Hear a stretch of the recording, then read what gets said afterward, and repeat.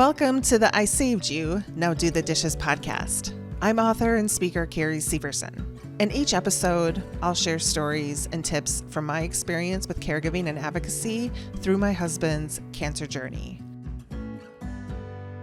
Hi, welcome back to the I Saved You, Now Do the Dishes podcast. Thanks for being here.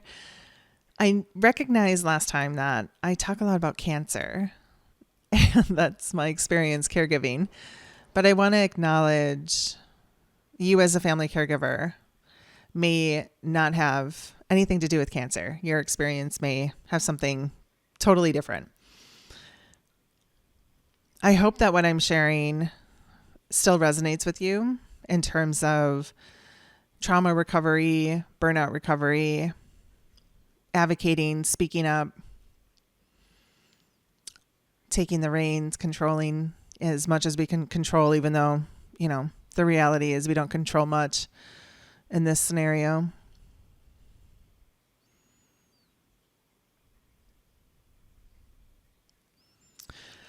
Today, I wanted to really sort of expand and talk about pain management.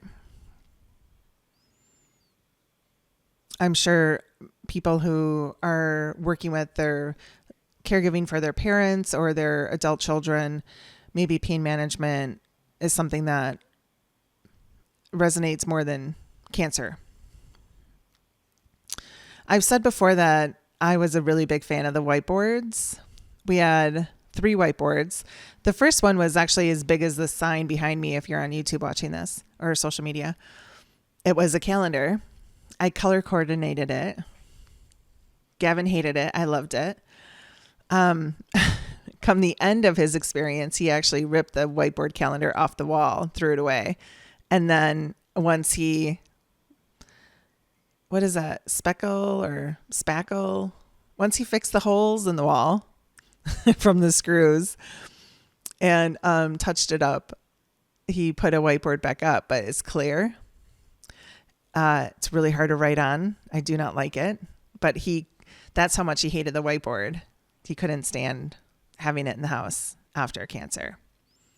But I was a really big fan of it. I also had a whiteboard for pain management and a whiteboard for his calories. Come week 4 was his halfway mark. Valentine's Day 2024 was his halfway mark. By that point, he was on instant oxy, gabapentin, Tylenol, ibuprofen, lidocaine, and magic mouthwash. He was in a lot of pain.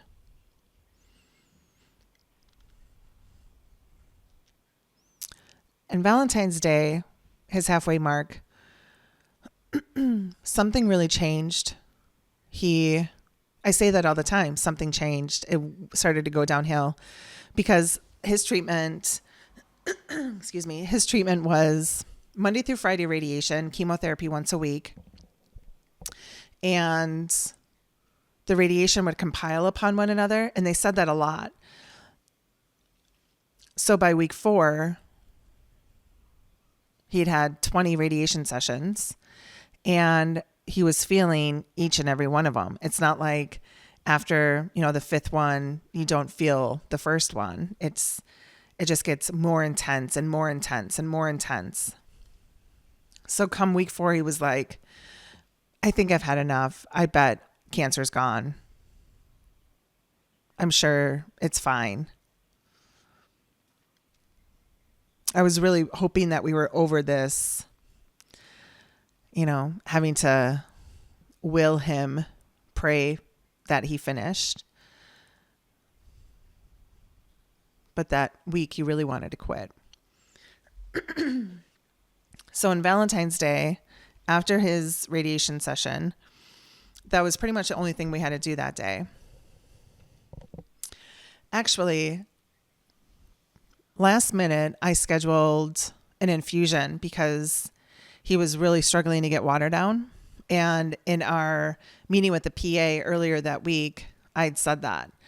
And, Gavin's like, I get water down. You see me drink. And I'm like, you drink maybe 30 ounces of water a day, 2 bottles of water. You're supposed to be drinking a lot more than that, but it hurt to drink. He was not consuming enough calories. It was constant. We were constantly arguing about this. And his process was, because he was constantly being scolded for his lack of drinking, his lack of liquid and food, he would squeeze lidocaine into his mouth, swish with magic mouthwash, and spit it both out. Wait 10 minutes, take 3 gabapentins, wait a little bit, take an oxy, and then he would eat or drink, preferably both. But he had been on oxy for 2 weeks at that point, and it was really, I mean, it worked, but it didn't work as well as it did in the beginning.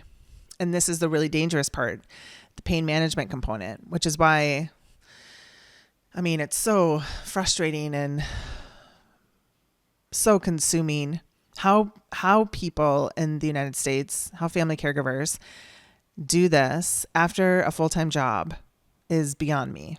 And I pray family caregivers get more support this year. They need it. So Valentine's Day comes. I take a picture of kind of joke, in sickness and in health. Here we've said our vows so many times at that point because we got married September of 2020 on a deck in the middle of nowhere, and then had a vow renewal 2021. I joke a lot that we said vows twice by the time he had cancer, and said in sickness and in health, for better or worse. But the idea of supporting someone while they're sick as a newly married couple, I mean, we were married 3 years when it happened. I don't know if that's considered new anymore, but in sickness and in health felt 50 years away, not 3. But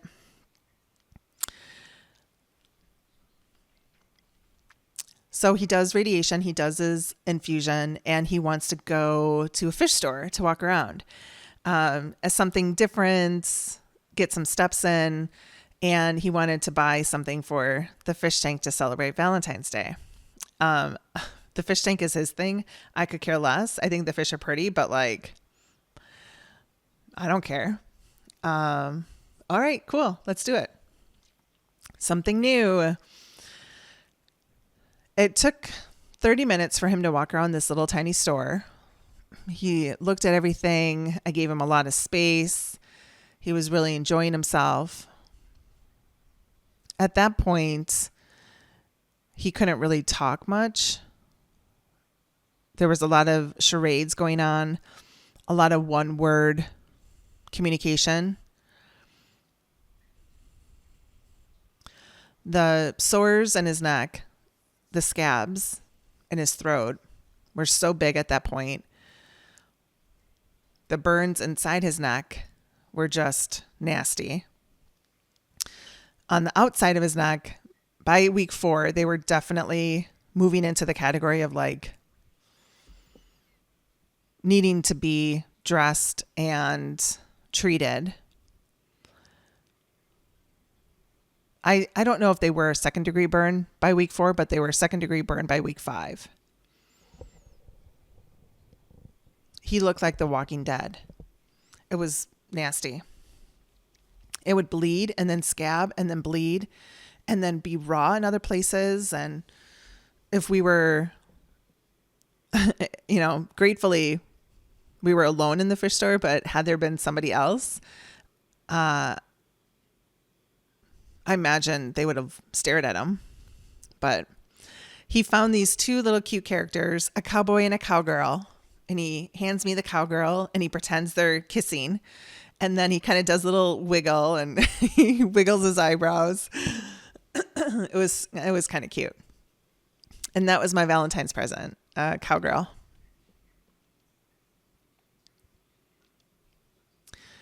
We come home, he crashes out and in bed. And not long after, I hear him moaning and some struggle in the bedroom. He's rolling around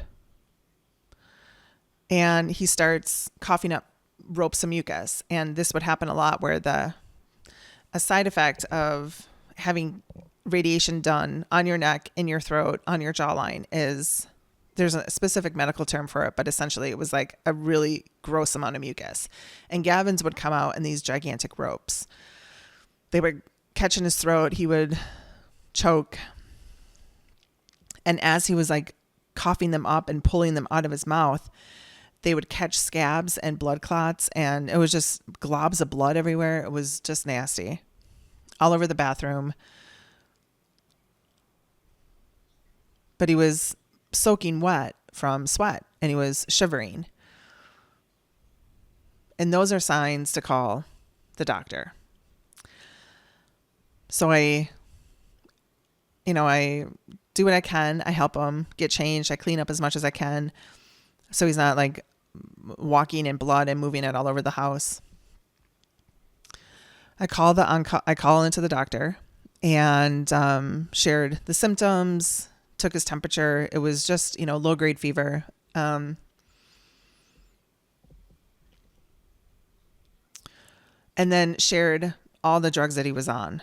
And then they asked how much is left, how much oxy is left, how much gabapentin is left, how much magic mouthwash is left. And then they were like, he's not using both the lidocaine and the magic mouthwash, is he? I'm like, yeah, he is. And they were like, well, you really should only be using one or the other. And I'm like, well, he can either do everything he can to eliminate as much pain as possible so he can get water into his body, to get food into his body, or I can tell him that you want him to stop taking something. So which one is it? Because he needs all these things to drink, to eat, and he's barely doing that. He's in so much pain. Eliminating something that is helping him, trying to reduce the pain, doesn't seem like the smart thing to do here. So at that point, the doctor's like, all right, well, let's keep the oxy at 10 milligrams, but instead of taking it every 4 hours, have him take it every 2 hours. I'm essentially a drug dealer at this point, knowing my husband's going to become addicted to it because it's the only thing that is taking a little bit of edge off. And now he's doing it every 2 hours. Oh my God. That does not, I agreed because he needed something then. But I'm like, and the doctor that I was calling into was not his regular doctor. It's just the person that you call when you have an emergency. I'm like, there's something, we need help here. So before I gave him another oxy, he immediately falls asleep. I give him some water, we dress his wound. And at this point, the stuff that they gave us was actually aggravating his burn even more because this is something else. The stuff that you're given for free at the hospital or whatever, it typically there's an agreement between the pharmaceutical company and the hospital, right? It's not always necessarily what's best for the patient.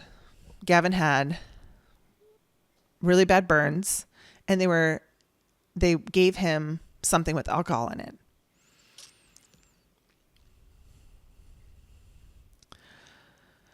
So we had to find something that worked. Eventually, a girlfriend of mine was like, you should ask for silver. Silver is used in burn departments. It doesn't have alcohol in it. So I asked for it at that point when that day, actually, Valentine's Day, his neck was just an open wound. It just would not scab, blood all over the pillowcases. So after talking to the on-call doctor and getting the note to increase his oxy frequency, I put a call in to his medical team, the radiologist specifically saying, we need something other than this short-term oxy. We need to discuss his next level of pain management here. and I'm done putting alcohol in my husband's open wound. There's got to be something else here. The reason I wanted to talk about it is because in addition to managing the symptoms and the calendar and, his weight and all these other things that we have to do, being I don't even know the right word here, proactive, I guess, in looking down the road and figuring out what's next in terms of pain management so that we're not constantly chasing relief is something that I really wish I would have done, because by the time he needed the next level of pain management, I should have had it on the counter. There was a conversation that should have happened a week before we really needed it. When they gave him this cream to put on his neck, I should have said, what do the burn patients use? Because he's not a typical radiation burn patient. His skin is falling off here. They're not blisters. They're not sunburns. This is different. There's so much for us to manage, regardless of how you're supporting your person or what you're supporting your person through. Being proactive in pain management is part of the game, part of the journey. Get yourself a whiteboard.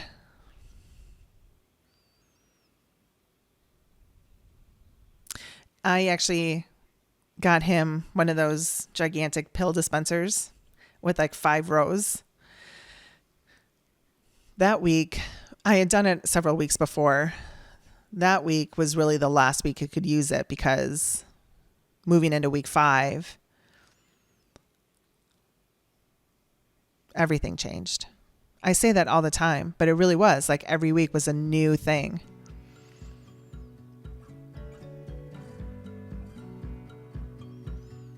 If you are a family caregiver managing all the things and pain management, know that I'm thinking of you. I'm sending you a lot of love. I hope you are totally supported. And if nothing else, please ask someone else to do the dishes. Until next time.